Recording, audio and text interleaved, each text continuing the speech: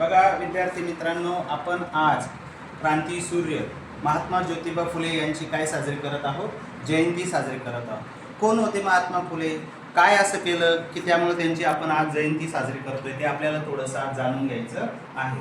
तर महात्मा फुले यांना आपण स्त्री शिक्षणाचे जननेते असे म्हणतो किंवा प्रणेते असे म्हणतो, ज्यांनी त्या काळामध्ये म्हणजे जुन्या काळामध्ये स्त्रियांना शिक्षण घेण्याची बिलकुल मुभा नव्हती. अशा वेळेस या समाजाच्या विरुद्ध जाऊन मुलींसाठी स्त्रियांसाठी शाळा सुरू करण्याचं काम आणि त्यांना शिक्षण देण्याचं काम हे क्रांतीसूर्य ज्योतिबा फुले यांनी केलं. यांचा जन्म 1827ला 11 एप्रिल 1827ला सातारा जिल्ह्यामध्ये झाला आणि पूर्वीच्या काळी अतिशय लहानपणीच लग्न लावून देण्याची प्रथा होती. त्या अगोदर महात्मा फुले जेव्हा छोटे होते, अगदी 9 महिन्याचेच असतील, त्याच वेळेस त्यांच्या आईचा मृत्यू झाला आणि मग त्यांना त्या ठिकाणी मृत्यू झाल्यामुळे त्यांचा सांभाळ जो आहे तो त्यांच्या मावशींनी केला. आणि मग अशा प्रकारे त्यांचे जे वडील होते, आता महात्मा फुलेंचं मूळ आडनाव गोरे होतं. काय आडनाव होतं? गोरे होतं. मात्र पेशव्यांच्या दरबारामध्ये महात्मा फुलेंचे वडील आणि चुलते हे फुलं विकायचं काम करायचे किंवा फुलं पोचवायचे काम करायचे, म्हणून त्यांचं आडनाव काय पडलं? फुले पडलं. आणि त्या ठिकाणी पुण्यामध्ये आल्यानंतर म्हणजे महात्मा फुले अतिशय हुशार होते आणि त्यामुळे त्यांचं शिक्षण त्या ठिकाणी पुण्याच्याच इंग्रजी शाळेमध्ये झालं. आणि वयाच्या अगदी 13व्या वर्षी, किती वय होतं? 13 वर्षाच्या असताना 1840ला सावित्रीबाई फुले या त्यावेळेस केवळ 7 वर्षाच्या होत्या आणि त्या 7 वर्षाच्या सावित्रीबाई फुले आणि 13 वर्षाचे ज्योतिराव फुले यांचा विवाह झाला, लग्न झालं त्यांचं.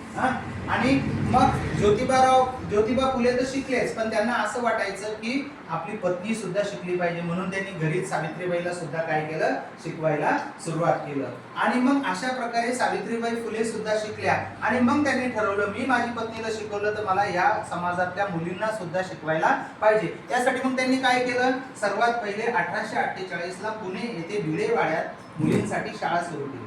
आणि सुरुवातीला फार कमी होते, विरोध तर प्रचंड होता, परंतु त्या विरोधाला न जुमानता या ठिकाणी महात्मा फुले यांनी ती शाळा सुरू केली.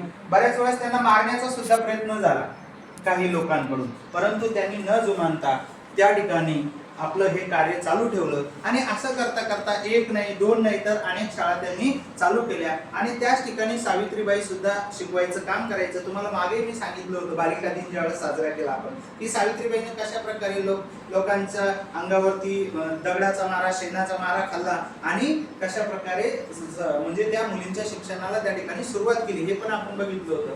तर नंतर पुढे काय झालं की स्वतः तर शिकलेच आणि परंतु त्या काळामध्ये आणखीन एक प्रथा होती की जी महिला म्हणजे ज्या महिलेच्या पतीचा मृत्यू व्हायचा, एक तर तिला केशोपन केलं जायचं, तिचं म्हणजे पूर्ण टक्कल केलं जायचं.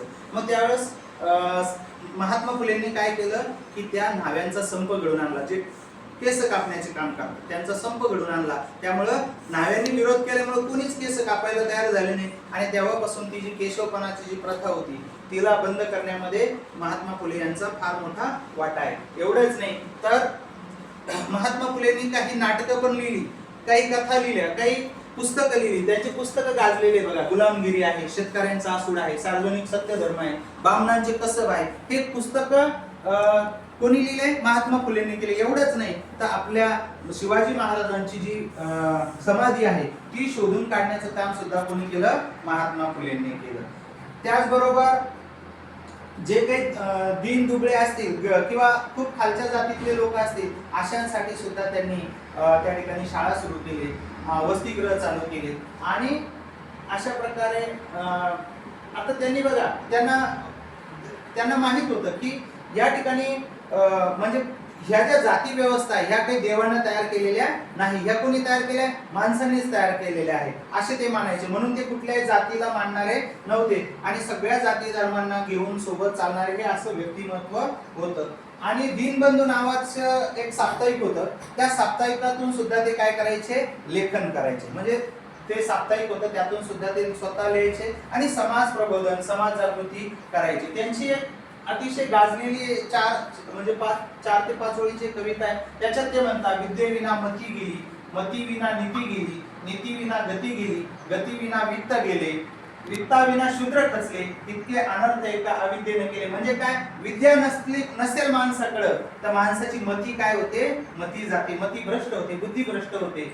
मती विना नीती जाते आणि नीती विना गती, म्हणजे माणसाला गती प्राप्त होऊ शकत नाही, तो कुठेच प्रगती करू शकत नाही. आणि प्रगती जर नसेल तर माणसाकडे वित्त म्हणजे पैसा येऊ शकत नाही, आणि पैशाशिवाय शूद्र लोक जे आहेत ते खचतात. आणि एवढं सगळं अनर्थ एका अविद्येनं केलं. म्हणून विद्या किती महत्वाची आहे याचं ज्ञान त्यावेळेसच 1848 ला महात्मा फुलेंनी ओळखलं, आणि मुलींसाठी त्यांनी काय केली, मुलींसाठी शाळा सुरू केली.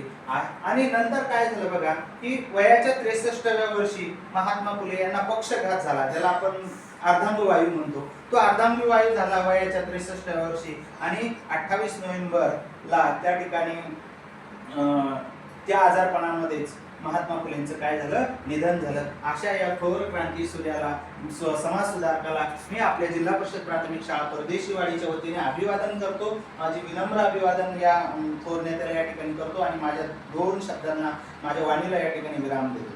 धन्यवाद.